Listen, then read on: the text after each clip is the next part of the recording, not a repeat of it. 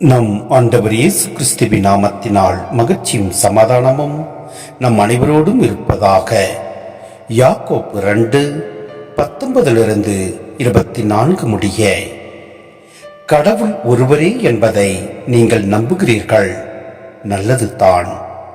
பேய்களும் கூட அவ்வாறு நம்பி அச்சத்தால் நடுங்குகின்றன. அறிவிலிகளே, செயலற்ற நம்பிக்கை பயனற்றது என நான் எடுத்து காட்ட வேண்டுமா? நம் மூதாதையாகிய ஆபிரகாமை பாருங்கள். தம் மகன் ஈசாக்கை பீடத்தின் மேல் பலி கொடுத்த போது அவர் செய்த செயல்களினால் அல்லவோ கடவுளுக்கு ஏற்படுவரானார். அவரது நம்பிக்கையும் செயல்களும் இணைந்து செயல்பட்டன என்றும் செயல்கள் நம்பிக்கையை நிறைவு பெற செய்தன என்றும் இதிலிருந்து புலப்படுகிறது அல்லவா?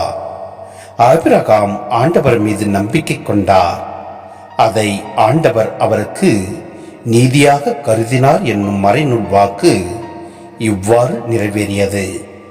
மேலும் அவர் கடவுளின் நண்பர் என்றும் பெயர் பெற்றார். எனவே மனிதர் நம்பிக்கையினால் மட்டுமல்ல, செயல்களினாலும் கடவுளுக்கு ஏற்படுவராகிறார் என தெரிகிறது. சிந்தனை: கடவுள் ஒருவர் மட்டுமே உள்ளார் என்பதை பேய்களும் கூட அறிந்துள்ளது.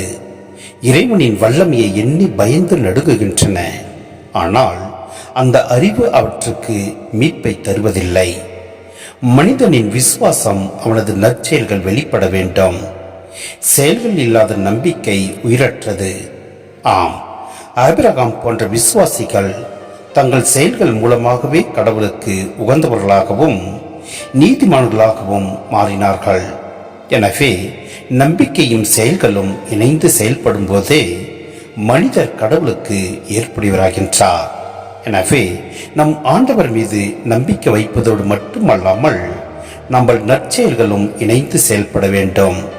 அவ்வாறு நாம் செயல்படுகின்ற போது நாமும் நம் ஆண்டவருக்கு உகந்தவர்களாக மாறுவோம்.